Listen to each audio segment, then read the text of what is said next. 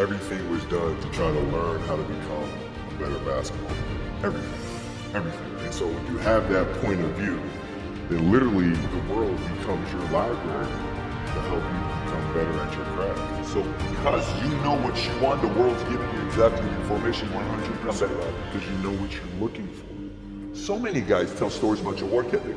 Yeah. What was really your work ethic like, and for how long did you stay disciplined? Well, I mean, every day. I mean, since 20 years. It was an everyday process, and trying to figure out strengths and weaknesses. For example, jumping ability. Now my vertical was a 40, it wasn't a 46 or a 45. My hands are big, but they're not massive. Right? So you got to figure out ways to strengthen them, so your hands are strong enough to be able to palm the ball and do the things that you need to do. Quickness, I was quick, but not insanely quick. I was fast, but not ridiculously fast. Right? So I had to rely on skill a lot more. I had to rely on angles a lot more. I had to study the game a lot more. And but I enjoyed it though. So like from the time I can remember when I started watching the game, I studied the game, and it just never changed.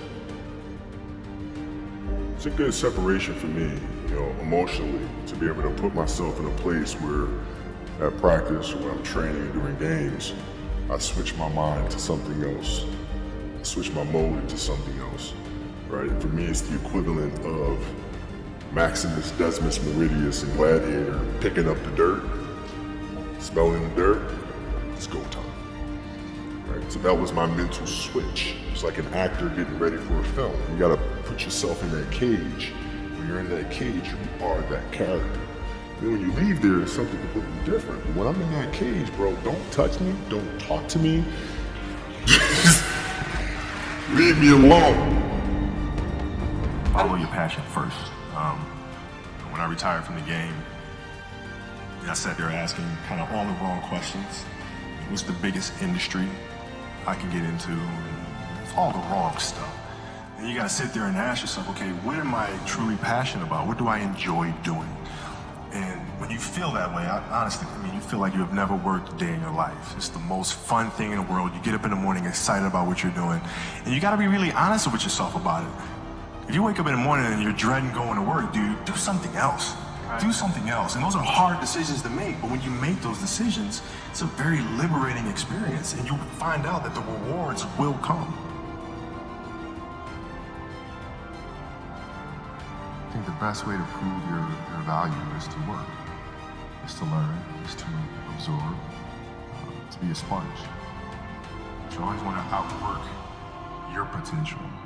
As hard as you believe you can work harder than that.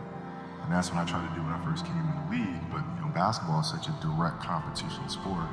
And me coming in at 17, I hated when my teammates would say, I get hit with an elbow. Right? Shaq would hit me with an elbow in practice. And Nick Van Exel would come up and say, are you okay? I'm like, what?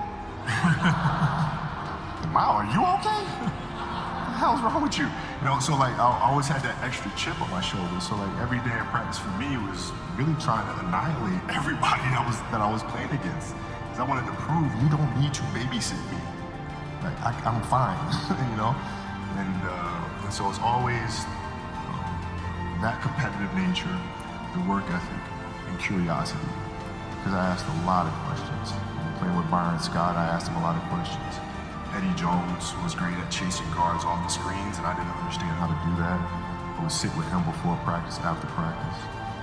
Magic, all the Laker greats, I would always sit down and just ask them questions about certain games that I studied growing up. What actually happened there? What did you feel there? Why?